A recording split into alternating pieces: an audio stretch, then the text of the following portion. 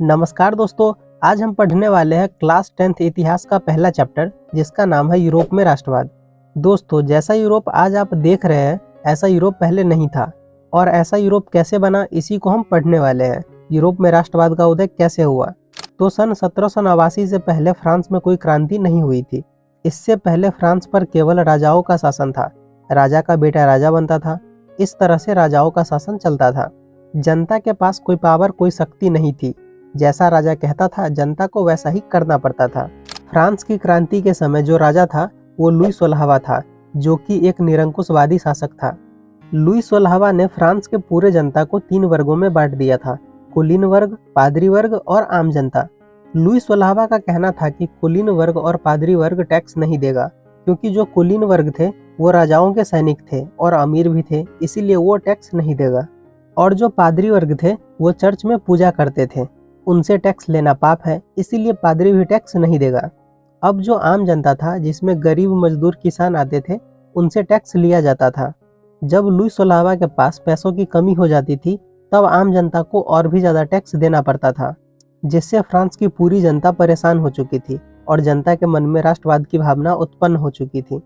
Louis 16वां से परेशान होकर जनता ने 1789 ईस्वी में फ्रांसीसी क्रांति शुरू कर दी। जब फ्रांस की क्रांति हुई तो लुई 16वां को हार मानना पड़ा और फ्रांस की जनता की जीत हुई। अब फ्रांसीसी क्रांति के बाद फ्रांस में कुछ बदलाव देखने को मिले, जैसे कि पहले जो पावर राजाओं के पास था वो अब जनता के पास है। दूसरा, अपना देश अपने लोग, मतलब कि यह देश हमारा है और हम इस देश के नागरिक हैं। तीसरा, राजाओं के वक्त एक स्टेट जनरल हुआ करता था जहां राजा लोगों की सिर्फ सुनता था। अब वहां पर लोगों को रखा गया और स्टेट जनरल का नाम बदलकर नेशनल असेंबली रखा गया, जहां जनता जो बोलेगी वो करना पड़ेगा। और चौथा, फ्रांस के लिए 3 रंग का झंडा बनाया गया। फ्रेंच को राष्ट्रीय भाषा घोषित किया गया और नया राष्ट्रीय गान बनाया गया। कस्में वादे खाए गए अपने देश के नाम पर। अब एक फ्रांसीसी क्रांति के कारण लोगों को आज़ादी मिल चुका था, लेकिन इस आज़ादी को वो अपने बाप का माल समझकर जो मन चाहे वो कर रहे थे। राजा हट चुका था, अब देश को कौन चलाएगा, इस बात को लेकर सब आपस में लड़ मर रहे थे। पूरा फ्रांस आग में जल रहा था। तभी उसी समय फ्रांस में एक हीरो की एंट्री होती है जिसका नाम था नेपोलियन बोनापार्टे। पांडे पांडे जी का बेटा फ्रांस में क्या कर रहा है? अरे भैया, वो नेपोलियन बोनापार्ट है। ओह, नेपोलियन बोनापार्ट है। अच्छा, मेरी गलती है, सॉरी।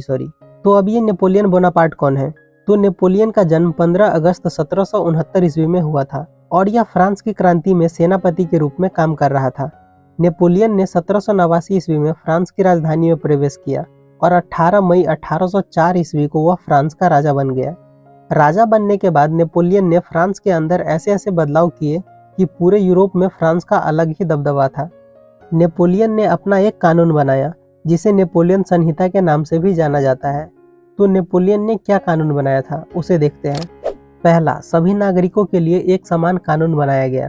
पहले ये होता था कि जो राजा के खास होते थे उसे अधिकार दिया जाता था, लेकिन आम जनता को नहीं। लेकिन अब ये चीज़ हट चुका था। दूसरा, अगर किसी के पास पैसा हो तो वो प्रॉपर्टी खरीद सकता है और उससे वो प्रॉपर्टी कोई छीन नहीं सकता। तीसरा, यातायात के साधन और संचार व्यवस्था को सस्ता कर दिया गया, जिससे व्यापार और तेजी से बढ़े। चौथा, सामंती व्यवस्था को खत्म कर दिया गया। पहले ये होता था कि जो जमींदार होते थे वो किसान से काम करवा लेते थे और किसानों को बहुत कम पैसा देते थे और सारा पैसा खुद ही रख लेते थे, लेकिन अब वो चीज़ हट चुका था। और पांचवा, विशेषाधिकार को खत्म कर दिया गया और शिक्षा व्यवस्था में सुधार किया गया। नेपोलियन के इस बदलाव से लोग इतना ज़्यादा खुश हुए कि लोगों ने नेपोलियन को अपना मसीहा मान लिया। फ्रांस तो छोड़ो, फ्रांस के आसपास के जितने भी देश थे वो सब नेपोलियन का स्वागत कर रहे थे, क्योंकि उनको लग रहा था कि नेपोलियन ही हमें राजाओं के सिस्टम से आज़ाद करवा सकता है। ऐसा इसलिए क्योंकि नेपोलियन जहाँ भी जा रहा था वहाँ से राजाओं का सिस्टम खत्म होता जा रहा था। लेकिन जनता को क्या पता था कि जिस नेपोलियन को वो अपना हीरो समझ रहे हैं, दरअसल वो एक विलेन है। देखो यार, दुनिया में हर इंसान परफेक्ट नहीं हो सकता है। नेपोलियन के अंदर भी कुछ ना कुछ खामियां थी। तुम कह सकते हो कि नेपोलियन थोड़ा बहुत सन की इंसान था। वो आम लोगों के लिए मसीहा था, पर उनके खिलाफ जो बोलता था उसे कुछ न कुछ दिक्कत का सामना करना पड़ता था। तो नेपोलियन के अंदर क्या क्या खामियां थी उसे देखते हैं। पहला, राजनीतिक आज़ादी ना के बराबर थी, मतलब कि कोई नेपोलियन के खिलाफ कुछ बोल नहीं सकता है। दूसरा, नेपोलियन ने टैक्स को बढ़ा दिया, क्योंकि नेपोलियन ने ये सोच लिया था कि मैं अपने देश को विकसित करके रहूँगा। और ये बात तुम्हें भी पता है कि देश चलाने के लिए क्या चाहिए, टैक्स। इसके बिना देश चलेगा नहीं।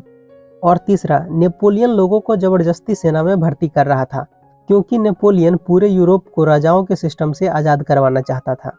लेकिन अगर तुम नेपोलियन की खामियों को हटा दो तो नेपोलियन पूरे फ्रांस के लिए ही नहीं बल्कि पूरे यूरोप के लिए बहुत अच्छा लीडर था और नेपोलियन के पास बहुत ज़्यादा पावर भी था।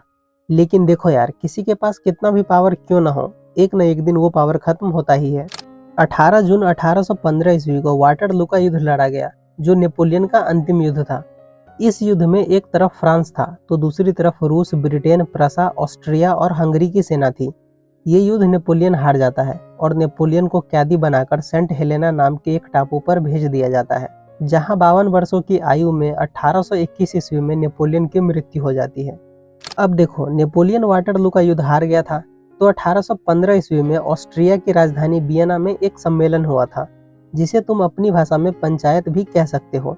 और इस पंचायत का जो सरपंच था, मतलब कि वियना कांग्रेस की जो मेजबानी कर रहा था, वो ऑस्ट्रिया का चांसलर था, जिसका नाम था मेटरनिक। मटर? मम्मी, ये मटर खेत से मेरे किताब में कैसे आ गए? अरे हरामखोर, वो मटर नहीं मेटरनिक है। पढ़ाने पे ध्यान दे ले चुपचाप। ओह, मेटरनिक है। Sorry mummy, sorry. तो अब ये मेटरनिक कौन था? तो मेटरनिक ऑस्ट्रिया का एक चांसलर था और एक घोर प्रतिक्रियावादी राजा था। मेटरनिक का कहना था कि किसी राज्य में शासन तो करो लेकिन जनता की भलाई न करो। 1815 ईस्वी से लेकर 1848 ईस्वी तक के समय को ही मेटरनिक काल कहा जाता है। मेटरनिक का मूल मंत्र परिवर्तन में बाधा पहुंचाना था, जैसे कि पहला, यूरोप में कोई बदलाव न हो, क्योंकि मेटरनिक चाहता था जैसा यूरोप अभी है वैसा यूरोप बाद में भी रहे, इसीलिए यूरोप में विकास करना बंद कर दिया। दूसरा, सभी जगह पर पुरानी व्यवस्था को ही लागू करना। पुरानी व्यवस्था मतलब नेपोलियन के आने से पहले यूरोप में जैसी व्यवस्था थी, मेटरनिक वैसी ही व्यवस्था चाहता था, क्योंकि नेपोलियन ने पुरानी व्यवस्था को बदल दिया था। तीसरा, शासन तो करो लेकिन किसी तरह का कोई बदलाव या विकास नहीं होने दो, क्योंकि मेटरनिक का कहना था कि जैसा यूरोप अभी है वैसा यूरोप बाद में भी रहेगा। चौथा, प्रेस पर पाबंदी लगा दी, क्योंकि मेटरनिक चाहता था कि यूरोप के बारे में कोई कुछ नहीं छापे। पांचवा, नुक्कड़ नाटक, भाषण, सामाजिक सभा पर पाबंदी लगा दी, क्योंकि मेटरनिक का कहना था कि अगर ये सब होगा तो जनता इससे प्रभावित होकर हमारे खिलाफ आंदोलन कर सकती है, इसीलिए इन सब पर पाबंदी लगा दी। और छठा, स्कूल और कॉलेज में जासूस लगा दिया गया, क्योंकि मेटरनिक का कहना था कि बच्चे स्कूल और कॉलेज में जाकर पढ़ाई करने के बजाय पूरा दिन इंस्टाग्राम पर रील देखते हैं। मम्मा, मेरा मतलब कहना है कि मेटरनिक का कहना था कि बच्चे स्कूल और कॉलेज में जाकर पढ़ाई कर रहे हैं या उनके खिलाफ किसी चीज़ की प्लानिंग कर रहे हैं। अब देखो यार, जो वियना सम्मेलन हुआ था उसमें ब्रिटेन, रूस, प्रसा और ऑस्ट्रिया शामिल थी। वियना सम्मेलन का मुख्य उद्देश्य ये था कि नेपोलियन ने यूरोप में जितने भी कानून व्यवस्था लाया था उन सबको हटाकर पुरानी व्यवस्था लागू करना था। तो देखो यार, नेपोलियन ने विकास आंदोलन चलाया था जिससे यूरोप में बहुत विकास हुआ था, लेकिन वियना सम्मेलन ने विकास आंदोलन को खत्म कर दिया और कहा गया कि यूरोप में जैसी स्थिति है वैसी ही रहनी चाहिए, इसमें कोई परिवर्तन नहीं होगा। अब देखो, वियना सम्मेलन में कुछ फैसले लिए गए थे, तो अब हम उनको देखते हैं। तो पहला, नेपोलियन ने जितने भी राज्य और जितने भी जमीन को जीत लिया था उसे वापस करने को कहा गया। दूसरा, इटली को छोटे छोटे राज्यों में खंडित कर दिया गया। तीसरा, फ्रांस को 2 हिस्सों में बांट दिया गया और फ्रांस के ऊपर भारी जुर्माना लगा दिया गया। और चौथा, बुर्बो राजवंश की पुनर्स्थापना हुई और लुई 18वां को गद्दी पर बैठा दिया गया। अब ये लुई 18वां कौन है? तो लुई 18वां लुई 16वां का भाई था और वियना सम्मेलन के बाद सन 1815 ईस्वी को लुई 18वां को फ्रांस का राजा बना दिया गया। लुई 18वां अपने भाई लुई 16वां से अच्छा राजा था। उन्होंने फ्रांस की परिस्थितियों को समझा और फ्रांस में स्थिरता को बनाए रखा। लेकिन लुई 18वां के राजा बनने के ठीक 9 साल बाद 1824 ईस्वी में उसकी मृत्यु हो जाती है। अब देखो, एक बार फिर से फ्रांस में कोई राजा नहीं था। पूरे फ्रांस की जनता यही सोच रही थी कि अब देश को कौन चलाएगा। तभी उसी समय बुर्बो राजवंश का ही एक आदमी राजा बना, जो लुई 18वां का भाई था और उसका नाम था चार्ल्स दशम। जब चार्ल्स दशम राजा बना तो उसने भी कुछ नियम कानून बनाए, जैसे कि पहला, चर्च शक्ति को बढ़ा दिया, मतलब कि जो पादरी था उसको कुछ ज़्यादा ही अधिकार दे दिया गया। दूसरा, मताधिकार को सीमित कर दिया गया, मतलब कि जो आम जनता है वो वोट नहीं दे सकता है। अगर कोई वोट देगा तो वो है सामंती लोग। सामंती लोग यानी कि ज़्यादा पैसे वाले लोग और जमींदार। और तीसरा, पोलिगनेक को प्रधानमंत्री बनाया, तो अब ये पोलिगनेक कौन है? तो पोलिगनेक भी एक प्रतिक्रियावादी इंसान था। तुम कह सकते हो कि ये भी मेटरनिक की तरह ही था, क्योंकि इनसे भी जनता की खुशी देखी नहीं जाती थी। ये भी जनता के लिए कुछ काम नहीं करते थे। अब देखो, पोलिगनेक के प्रधानमंत्री बनने से पहले फ्रांस में लगभग सब कुछ ठीक ठाक चल रहा था। पर देखो, कोई भी कितना भी अच्छा इंसान क्यों न हो, उनसे एक न एक गलती हो ही जाती है। चार्ल्स दशम की भी सबसे बड़ी गलती यही थी कि उसने पोलिगनेक को प्रधानमंत्री बनाया, क्योंकि जनता अपनी वोटिंग से किसी और को प्रधानमंत्री बनाना चाहता था। पोलिगनेक के प्रधानमंत्री बनने के बाद फ्रांस में अभी भी सब कुछ ठीक ठाक चल रहा था। लेकिन बात उस समय बिगड़ गई जब पोलिगनेक ने 25 जुलाई 1830 ईस्वी को 4 नियम बनाया। उन चारों नियमों में सबसे बड़ा नियम ये था कि वोटिंग सिर्फ 30% लोग ही कर सकते हैं, 70% लोग वोटिंग नहीं करेंगे, और वोटिंग सिर्फ पैसे वाले लोग ही कर सकते हैं।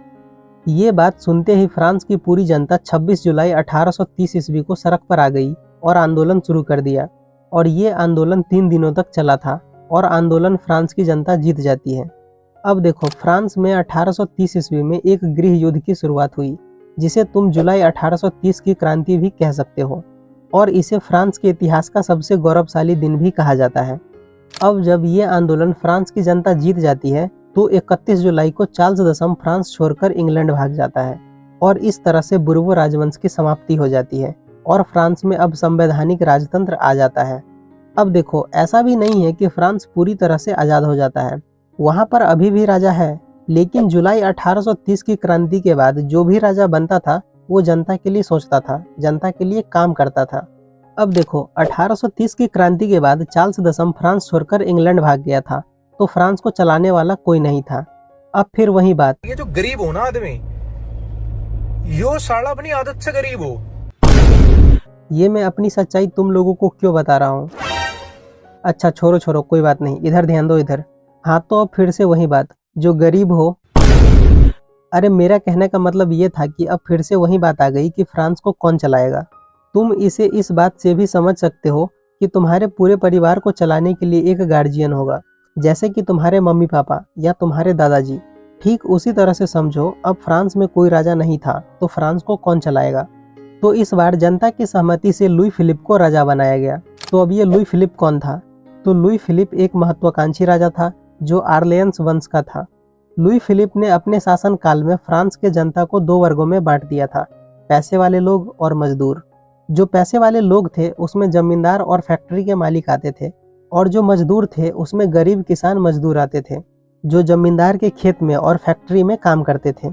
जो जमींदार और फैक्ट्री के मालिक थे वो मजदूरों को 8 घंटा काम करवाने के बजाय 14 घंटा काम करवाते थे, और जब कोई मजदूर बीमार पड़ जाता था तो उसको काम से निकाल दिया जाता था। और जो लुई फिलिप था, जिसे जनता ने अपनी सहमति से राजा बनाया था, वो लुई फिलिप अब जनता के लिए कुछ नहीं कर रहा था। तुम कह सकते हो कि लुई फिलिप राजा के वेश में एक विलन था। अब बात यहाँ पर यह आती है कि जब लुई फिलिप को जनता ने राजा बनाया था तो वह मजदूरों के लिए क्यों नहीं सोच रहा था? तो लुई फिलिप मजदूरों के लिए इसलिए नहीं सोच रहा था क्योंकि जो अमीर लोग थे, जैसे कि जमींदार और फैक्ट्री के मालिक, वो राजा को बहुत ज़्यादा टैक्स देते थे। जो लुई फिलिप था उसको जनता ने अपनी भलाई के लिए राजा बनाया था, पर नहीं, लुई फिलिप को चाहिए था पैसा, क्योंकि उनको सिर्फ पैसों से मतलब था। अब देखो, फ्रांस में इतना कुछ होने के बाद भी जनता जैसे तैसे जी रही थी। लेकिन बात उस समय बिगड़ गई जब लुई फिलिप ने गीजो नाम के आदमी को प्रधानमंत्री बनाया। जो गीजो था वो भी मेटरनिक के तरह ही निरंकुशवादी इंसान था। गीजो ने भी मजदूरों के लिए कुछ नहीं किया, और उसने अपना पूरा समर्थन पूंजीपतियों को दिया, क्योंकि गीजो को भी सिर्फ पैसों से मतलब था। अब मजदूरों के मन में लुई फिलिप के खिलाफ विरोध आने लगा।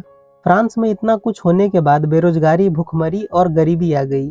तो देखो, 22 फरवरी 1848 ईस्वी को थेथर्स के नेतृत्व में एक विशाल भोज का आयोजन किया गया, जिसमें मजदूरों और मध्यम वर्ग के लोगों को बुलाया गया, और लुई फिलिप को गद्दी से हटाने के लिए आंदोलन शुरू कर दिया। और ये आंदोलन 2 दिनों तक चला था। 24 फरवरी 1848 ईस्वी को लुई फिलिप गद्दी छोड़कर इंग्लैंड भाग जाता है, और इस क्रांति को ही 1848 ईस्वी की क्रांति कहा जाता है। अब देखो, एक बार फिर से फ्रांस में कोई राजा नहीं था, तो इस बार जनता ने लुई नेपोलियन को राजा बनाया। और लुई नेपोलियन एक ऐसा राजा था जिसने फ्रांस पर सबसे ज़्यादा दिनों तक शासन किया था। लुई नेपोलियन ने 1848 ईस्वी से लेकर 1871 ईस्वी तक फ्रांस पर शासन किया। तो देखो यार, ये तो थी फ्रांस की कहानी जो यहाँ पर ख़त्म हो जाती है। अब हमें इस चैप्टर में 3 और टॉपिक पढ़ने हैं, जो कि है यूनान में स्वतंत्रता की कहानी, इटली का एकीकरण और जर्मनी का एकीकरण। तो सबसे पहले हम समझते हैं यूनान में स्वतंत्रता की कहानी को। तो यूनान एक प्राचीन देश है जिसका नाम बदलकर ग्रीस रख दिया गया है। यूनान एक ऐसा देश है जहाँ से सभ्यता का विकास हुआ था। यूनान का जो राजा था वो भोगविलासी राजा था। भोगविलासी राजा मतलब खाया पिया ऐश मौज करा, दरबार में 5 लड़कियां नाच रही है, ना कोई काम धंधा करना। तो यूनान का ऐसा राजा था। लेकिन तुर्की ने यूनान पर हमला करके यूनान को अपना गुलाम बना लिया। अब यूनान तुर्की से आज़ाद होना चाहता था। तो यूनान ने एक गुप्त संस्था बनाई जिसका नाम था हिटोरिया फिलाइड। अब देखो, तुर्की और यूनान के बीच युद्ध होता गया, लेकिन तुर्की ने अभी भी यूनान को गुलाम बना रखा था। बात उस समय बिगड़ गई जब इंग्लैंड के एक कवि की हत्या यूनान में हो जाती है। उस कवि का नाम था लॉर्ड वायरन। जब लॉर्ड वायरन की हत्या हुई तो आंदोलन बहुत ज़्यादा बढ़ गया और अब तुर्की धीरे धीरे कमज़ोर पड़ने लगा, जिस कारण से तुर्की को यूरोप का मरीज भी कहा जाता है। 1827 ईस्वी में रूस, फ्रांस, ब्रिटेन ने मिलकर तुर्की पर दबाव बनाया कि यूनान को आज़ाद कर दो। ठीक 2 साल बाद 1829 ईस्वी को एक समझौता हुआ जिसे एड्रियानो पूल की संधि कहा जाता है। इस संधि में कहा गया कि जल्दी से जल्दी यूनान को आज़ाद कर दो। और ठीक 3 साल बाद 1832 ईस्वी को एक संधि हुआ जिसे कुस्तुनतुनिया की संधि कहा जाता है, और इस संधि के बाद यूनान को आज़ाद कर दिया गया। तो अब हम समझते हैं इटली के एकीकरण को। तो वियना सम्मेलन के बाद मेटरनिक ने इटली को छोटे छोटे राज्यों में खंडित कर दिया था, जिससे जनता के मन में राष्ट्रवाद की भावना उत्पन्न होने लगी थी। उसी समय इटली में 3 लोगों की एंट्री होती है, मेजनी, गैरीवाल्डी और काउंट काबूर। तो सबसे पहले हम मेजनी के बारे में जानते हैं। तो मेजनी का जन्म 1805 ईस्वी को जेनेवा में हुआ था। मेजनी एक कर्मठ कार्यकर्ता, लेखक और दार्शनिक था। मेजनी को इटली के एकीकरण का मसीहा भी कहा जाता है। मेजनी ने अपने क्रांतिकारी जीवन की शुरुआत कार्बोनरी संगठन से जुड़ के किया था, और ये जो कार्बोनरी संगठन था इसकी स्थापना 1810 ईस्वी में हुई थी। मेजनी ने 1830 ईस्वी में नागरिक आंदोलन चलाया था और 1831 ईस्वी में यंग इटली की स्थापना की थी और 1834 ईस्वी में यंग यूरोप की स्थापना की थी। मेजनी ने इतना कुछ इसलिए किया था क्योंकि इटली के जो छोटे छोटे टुकड़े हुए थे वो एक साथ मिलकर एक देश बन जाए। तो अब हम गैरीवाल्डी के बारे में जान लेते हैं। तो गैरीवाल्डी पेशे से एक नाविक था।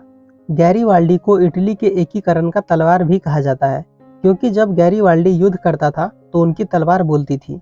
गैरीवाल्डी ने एक संगठन बनाया था जिसका नाम था लाल कुर्ती, जिसमें उन्होंने 10,000 सैनिकों को भर्ती किया और सिसिली और नेपल्स जैसे राज्यों को हराकर उस पर कब्जा कर लिया। गैरीवाल्डी ने अपना जीता हुआ सारा क्षेत्र इटली के राजा विक्टर एमेनुअल को दे देता है और खुद एक साधारण किसान की जिंदगी जीने लगता है। तो अब हम काउंट काबूर के बारे में जान लेते हैं। तो काउंट काबूर एक सफल कूटनीतिज्ञ और राष्ट्रवादी इंसान था, और वह निरंकुशवाद का सबसे बड़ा विरोधी था। काउंट काबूर ने इटली की समस्या को पूरे यूरोप की समस्या बना दिया, क्योंकि काउंट काबूर को पता था कि इटली के एकीकरण में सबसे बड़ा बाधा ऑस्ट्रिया है। क्योंकि देखो यार, तुम्हें भी पता है ऑस्ट्रिया में अभी भी मेटरनिक है और मेटरनिक बहुत ज़्यादा शक्तिशाली है, तो मेटरनिक के रहते इटली का एकीकरण तो नहीं होता। 1849 ईस्वी को विक्टर एमेनुअल को सार्डिनिया पिडमाउंट का राजा बनाया गया। सार्डिनिया पिडमाउंट इटली का सबसे शक्तिशाली जगह था, और 1850 ईस्वी को काउंट काबूर को सार्डिनिया पिडमाउंट का वित्त मंत्री बनाया गया और 1852 ईस्वी को प्रधानमंत्री बना दिया गया। प्रधानमंत्री बनने के बाद काउंट काबूर ने सोचा कि इटली का एकीकरण करना है तो मेटरनिक को हराना पड़ेगा। तभी ठीक 1 साल बाद 1853 ईस्वी से 1854 ईस्वी के बीच क्रीमिया और ऑस्ट्रिया में युद्ध हो गया। तो काउंट काबूर ने मेटरनिक को हराने के लिए अपने 15,000 सैनिकों को क्रीमिया की तरफ से लड़ने के लिए भेज दिया। अब देखो, इस युद्ध में मेटरनिक हारता तो नहीं है, लेकिन मेटरनिक की जो सेना थी वो थोड़ी कमजोर पड़ जाती है। काउंट काबूर ने 1858 ईस्वी में फ्रांस के राजा लुई नेपोलियन से समझौता कर लिया और कहा गया कि हम दोनों मिलकर काम करेंगे। काउंट काबूर ने 1859 ईस्वी में ऑस्ट्रिया की शक्तिशाली जगह लोम्बार्डी पर कब्जा करके सार्डिनिया पिडमाउंट में मिला लिया, और ठीक 3 साल बाद 1862 ईस्वी में काउंट काबूर की मृत्यु हो जाती है और वो इटली का एकीकरण नहीं देख पाते हैं। अब देखो, 1866 ईस्वी में सेडोवा का युद्ध हुआ जिसमें प्रसा और ऑस्ट्रिया लड़ रहा था। इस युद्ध में ऑस्ट्रिया हार जाता है, और 1870 ईस्वी में सेडोन का युद्ध होता है जिसमें प्रसा और फ्रांस लड़ रहा था, और इस युद्ध में फ्रांस हार जाता है। तो विक्टर एमेनुअल ने इस परिस्थिति का फायदा उठाया और रोम, जो पहले फ्रांस में था, उसको इटली में मिला लिया और रोम को इटली का राजधानी घोषित कर दिया। अब देखो, ऑस्ट्रिया का अंत हो चुका था। अब इटली के एकीकरण में कोई बाधा, कोई अड़चन नहीं थी। तो इस तरह से 1871 ईस्वी में इटली का एकीकरण हो जाता है। तो अब हम समझते हैं जर्मनी के एकीकरण को। तो जर्मनी पहले 300 छोटे छोटे गणराज्यों में बटा हुआ था, और जब 1815 ईस्वी में वियना सम्मेलन हुआ था तो मेटरनिख को जर्मन महासंघ का अध्यक्ष बना दिया गया था। जब 1861 ईस्वी में विलियम प्रथम प्रसा का शासक बना तो उसने ठीक एक साल बाद 1862 ईस्वी में बिस्मार्क को प्रसा का चांसलर बना दिया। चांसलर, जिसे तुम प्रधानमंत्री भी कह सकते हो। तो अब हम बिस्मार्क के बारे में जान लेते हैं। तो बिस्मार्क एक सफल कूटनीतिज्ञ था, मतलब कि उसके पास बहुत ज़्यादा दिमाग था, क्योंकि वह हर काम दिमाग से सोच समझकर करता था। बिस्मार्क का कहना था कि अगर हम जर्मनी के एकीकरण के बारे में सोचते ही रहेंगे तो कुछ नहीं होगा। इसके लिए हमें एक सेना बनानी पड़ेगी और युद्ध लड़ना पड़ेगा। इसलिए बिस्मार्क ने रक्त और लौह की नीति अपनाई और उसने एक सेना का संगठन किया। बिस्मार्क ने 1864 ईस्वी में ऑस्ट्रिया के साथ मिलकर डेनमार्क पर हमला कर दिया और डेनमार्क के 2 राज्यों स्लेस्विंग और होल्स्टीन पर कब्जा कर लिया।